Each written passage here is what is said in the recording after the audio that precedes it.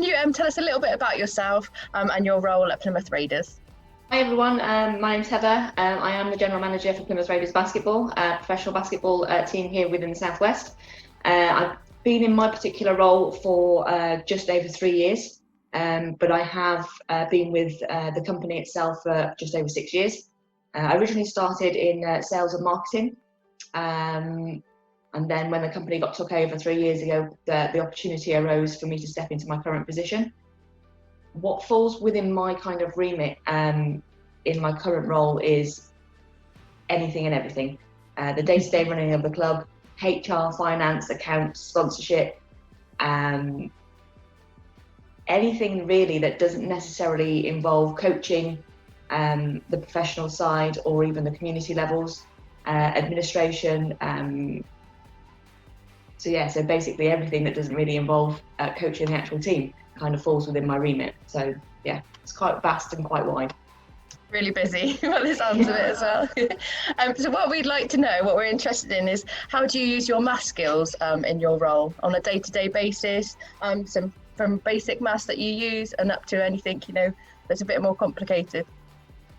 I think probably I use it more so than what I actually realise, whether that is down to putting together sales and marketing packages for potential sponsors, trying to find out what their actual return of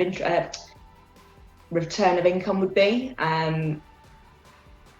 game day schedules, whether I put together a time an itinerary for who can utilise the court at what time, before any kind of basketball actually takes place on the court. Also, when it comes down to day-to-day accounts, profit and loss sheets, which is obviously then gets a little bit more complicated. I didn't ever think that I would obviously use a spreadsheet again in all of my entire life, but ultimately I look at spreadsheets probably 4 to 5 times a day, for various different reasons, even when it comes down to ordering merchandise for the game day shop, or whether it's down to ordering player clothing. You look at your market price, your trade price, what you buy it in at, and then obviously what you can then potentially sell it out at. Measurements for logos on kits. It's all every element of my job involves some form of math, in every respect. So yeah, it's an incredibly important part of my day-to-day role. And is that something, when you studied maths at school, is it something that you envisaged you'd used a lot when you went into your career? No, not at all. Because I actually originally trained to be an air hostess. Okay. But at the time, I wasn't actually tall enough because there was a height restriction. So moving from that industry into another, I'd never thought that I'd use a spreadsheet again. Never thought that I'd even be looking at profit and loss accounts, let alone reconciling day-to-day accounts through a system that we use every day. I never thought that I'd be that kind of involved in the day-to-day running of any kind of business more than anything.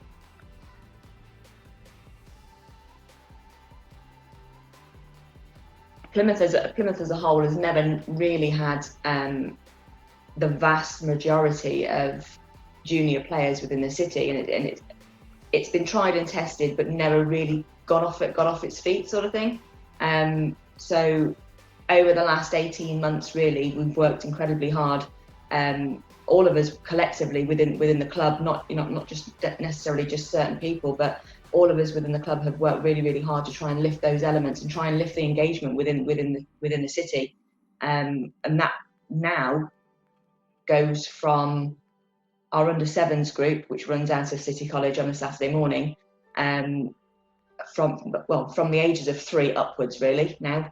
And that particular little baller session just very much concentrates on the social aspect, getting them engaged and actually mixing with other children, and just trying to instill some kind of fun activity for them, and then obviously when they progress through the age barriers, then the discipline of the game then comes in, and that's when they start to talk about tactics and statistics and just movement around the ball, and ultimately how they go on and get the win at the later ages. So it's, like I say, we've gone from having hardly any children within the city playing basketball to, I couldn't necessarily put a figure on it, but we are looking at over 300 children within the city that are now playing basketball at various different ages. That's incredible. Yeah, thank you very much, Heather. It's been great to chat to you, and we'll speak to some other members of the Plymouth Raiders team today.